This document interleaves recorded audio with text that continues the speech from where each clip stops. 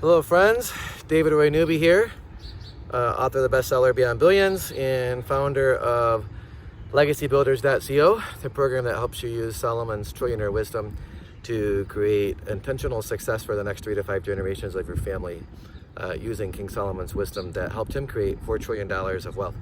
I'm here today coming to you from Detroit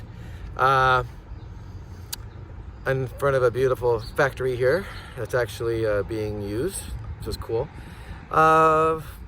Earlier this morning, late last night, got caught in probably the worst rain in about 8 years in Detroit, and I was stuck in about 1.5 to 2 feet of water right next to that white building to the right there, and my car stalled out.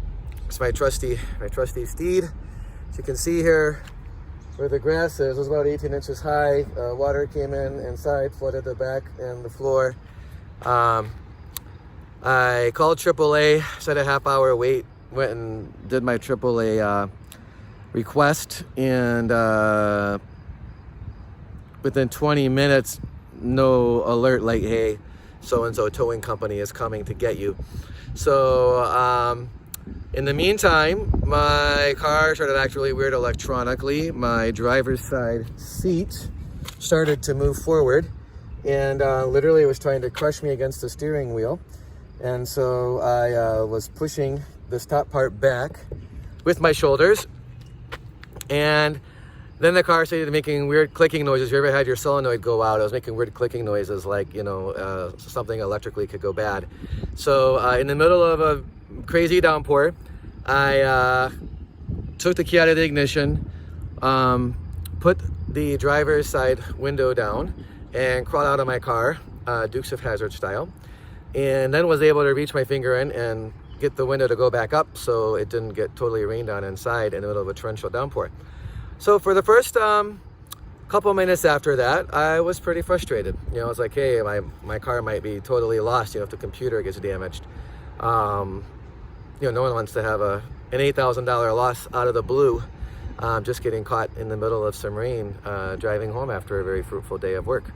But then I reframed. Instead of being frustrated, I thank God for the blessing of having a car that runs, having a car that served me for, 70,000 miles. It's run great.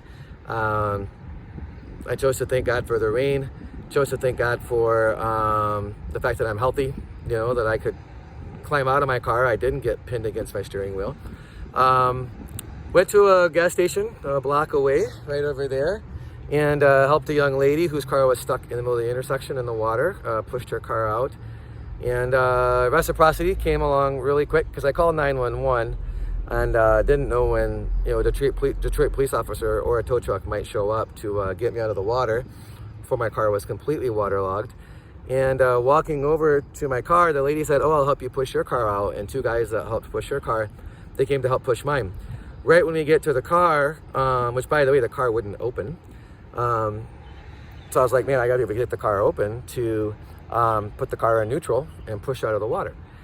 Detroit police officer showed up, told him what was going on. Walking back to the car, I had tried like 5 times to get the metal part of the key out of the key fob to manually open the driver's side door. I wasn't getting it out in the dark, but electronically the unlock did work. I was able to open the driver's side door. The water had receded. It had stopped raining by that point an hour later, and was able to put the car in neutral, and we pushed it out of the water. I've been waiting, let's see here, 9 hours for AAA to come. So they're gonna come when they come. But I got all the water out of the interior of my car with my trusty water bottle, and I'm gonna trust God for good things. What good came out of this adventure? Got to pray for the young lady, help her out.